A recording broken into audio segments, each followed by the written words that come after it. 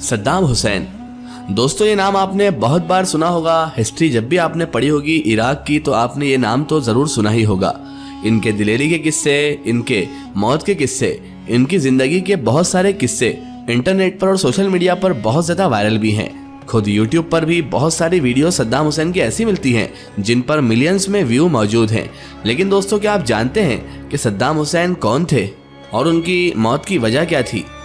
इस वीडियो में आज हम आपको बताएंगे कि अगर सद्दाम हुसैन ये 3 गलतियां ना करते तो आज भी वो जिंदा होते।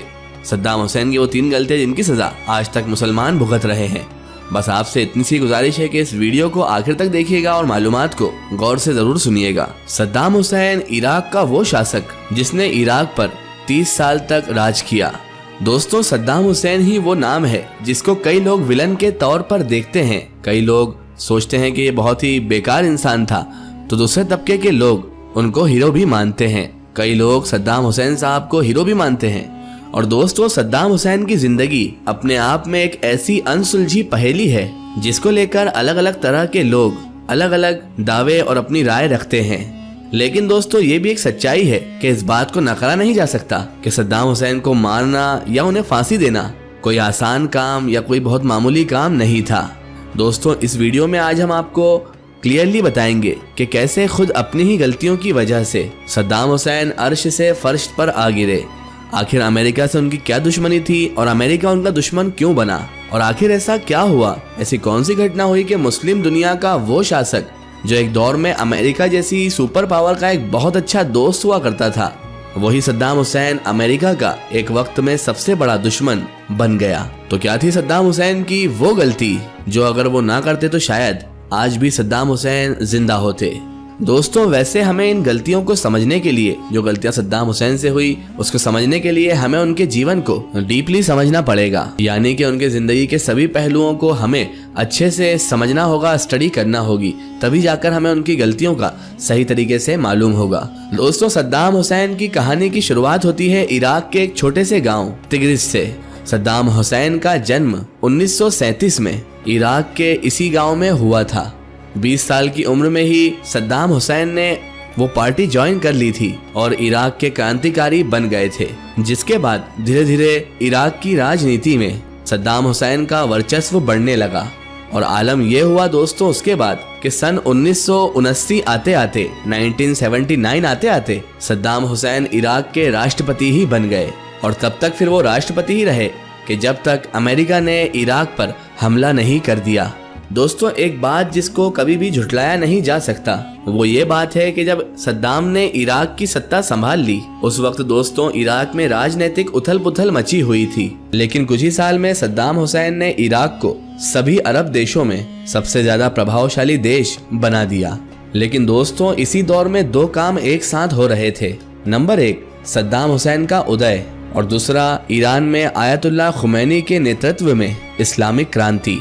लेकिन दोस्तों सद्दाम हुसैन ने यहाँ पर गलतियाँ ये की कि वो ईरान के साथ संयम नहीं बिठा सके और उन्होंने खुद मुसलमान होते हुए भी, खुद मुस्लिम होते हुए भी एक दूसरे मुस्लिम देश पर यानी कि ईरान पर सन 1980 में हमला कर दिया। और दोस्तों ये जंग कोई महीनों नहीं चली बल्कि सालों चली। ये जंग तकरीबन 8 साल तक चली, जिससे ना तो इराक का या सद्दाम हुसैन का भला हुआ और ना ही ईरान का इसमें कोई भला हुआ या कोई फायदा हुआ। हाँ लेकिन एक देश ने इस जंग का भरपूर जमकर फायदा उठा लिया और मुसलमान कंट्रीज को ही उसने आपस में अच्छी तरह से भिड़त करवा कर लड़वा दिया। और दोस्तों आप सभी समझ गए होंगे उस देश का नाम क्या है। उस देश का नाम था अमेरिका, जिसके पीछे साफ तौर पर अमेरिका का मकसद यही था, उसका मोटिव यही था कि ना तो इराक मजबूत हो पाए या सद्दाम हुसैन और ज्यादा मजबूत हो पाए और ना ही ईरान।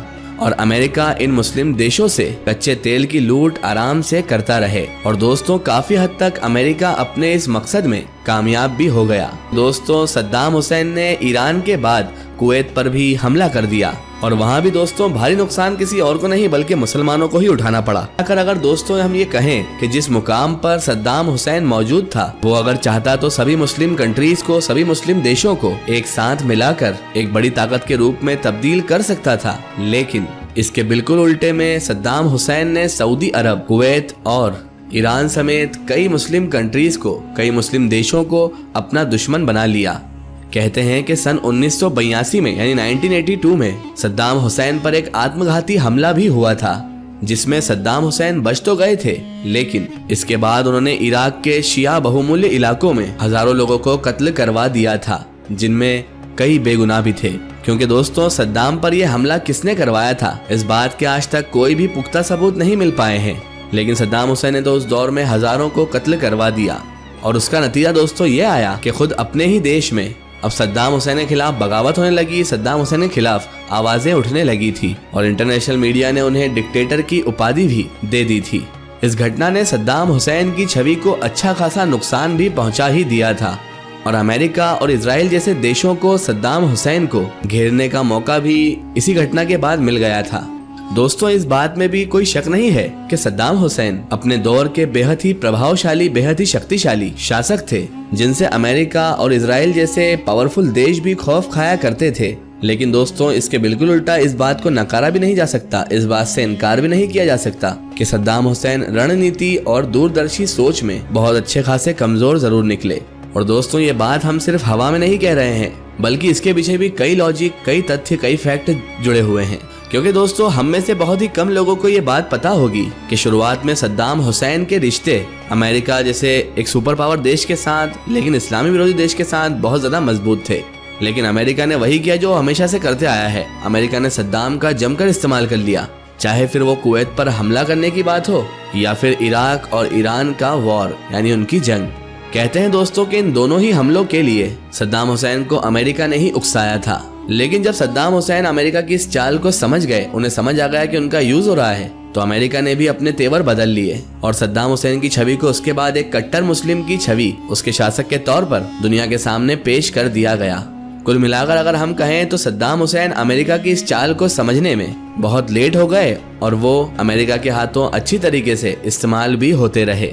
लेकिन जब इसके बाद अमेरिका को लगा कि सद्दाम हुसैन उनके खेल को पूरी तरह समझ चुके हैं, तो 19 मार्च साल 2003 को अमेरिका की फौज ने इराक पर हमला कर दिया और सद्दाम हुसैन की गवर्नमेंट को गिरा दिया।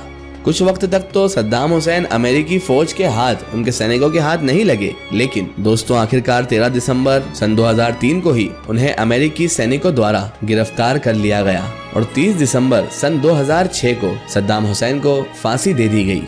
तो दोस्तों यही सद्दाम हुसैन की वो गलतियां थी जो अगर वो ना करते तो शायद आज सद्दाम हुसैन जिंदा भी होते और उनकी छवि दुनिया में एक अलग तरह से ही पेश की जाती और अब तक मध्य एशिया से अमेरिका और इजराइल का जो वर्चस्व बना हुआ है वो खत्म हो चुका होता। बहरहाल दोस्तों आपका सद्दाम हुसैन के बारे में क्या पॉइंट ऑफ व्यू है, कमेंट सेक्शन में जरूर बताएं। इसी तरह की इन्फॉर्मेटिव और हिस्टोरिकल वीडियो के लिए हमारे चैनल को सब्सक्राइब कीजिए और पास में दिए गए घंटी के आइकन को जरूर दबाएं ताकि हमारी आने वाली हर नई वीडियो की नोटिफिकेशन आप सब तक पहुंचती रहे।